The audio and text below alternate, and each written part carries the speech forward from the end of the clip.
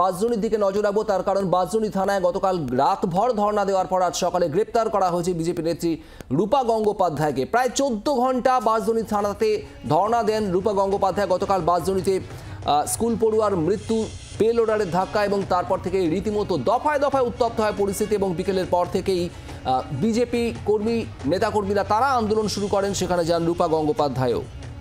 কথা বলবো আমরা, সরাসরি রয়েছেন আমাদের প্রতিনিধি অর্ণবাংশু নিয়োগী রয়েছেন আমাদের সঙ্গে। অর্ণবাংশু, প্রায় 14 ঘন্টা ধর্নার পর গ্রেফতার করা হয়েছে রূপা গাঙ্গুলিকে। সেক্ষেত্রে এবার বিজেপি কি বলছে, তাদের কি অবস্থান হতে চলেছে কি জানা যাচ্ছে, এবং আজ সকাল থেকে গোটা এলাকার ছবিটা ঠিক কি? কারণ স্থানীয় কাউন্সিলরের দেখা পাওয়া যাচ্ছে না বলে ক্ষোভ ব্যক্ত করেন স্থানীয়রা।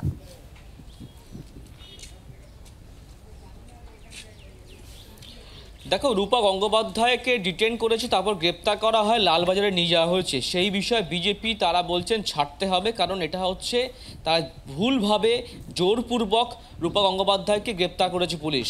এবং সেকেন্ড পার্ট হচ্ছে যে এলাকার পরিস্থিতি এবং এই যে এলাকা বর্তমানে গতকালকে যে ঘটনাটি ঘটেছিল সেই ঝুঁকিপূর্ণ রাস্তা বা বেহাল দশা দীর্ঘ দিনের সঙ্গী এই স্থানীয় বাসিন্দাদের।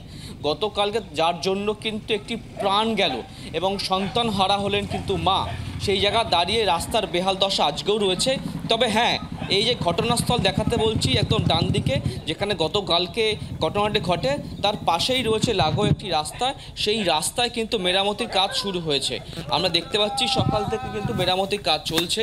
নতুন করে কিন্তু বালি ফেলে কাদার উপর ইট পাতিয়ে কিন্তু কাজ শুরু হয়েছে। সেই ছবিটা দেখাবো।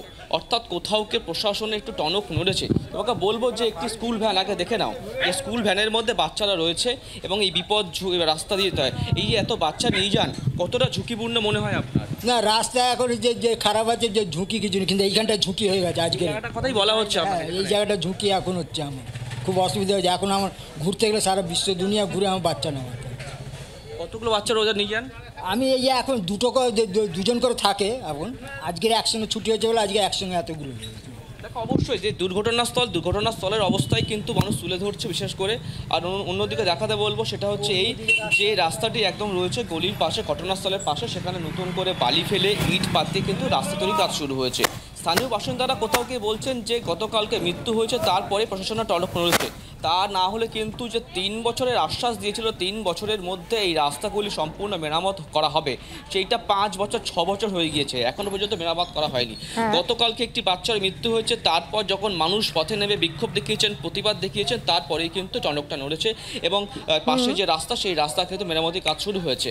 আবার একবার মূল রাস্তা থেকে আসতে বলবো যে মূল রাস্তায় যে সমস্যাগুলো মানুষের হয়েছে তারা কিন্তু সবাই ফিল করছেন, বিশেষ করে রাস্তা মেরামতি হচ্ছে না, রাস্তায় বড় বড় গর্ত এবং এই বৃষ্টিতেও আরও রাস্তার হাল বেহাল হয়। এবং গতকালে যে দুর্ঘটনা, যেখানে এক নাবালকের মৃত্যু হয় এবং যার পর থেকে কিন্তু দফায় দফায় গতকাল আমরা দেখেছি যে উত্তেজনা, বিক্ষোভ। বাংলার আওয়াজ, বাঙালির আবেগ, জি 24 ঘন্টা।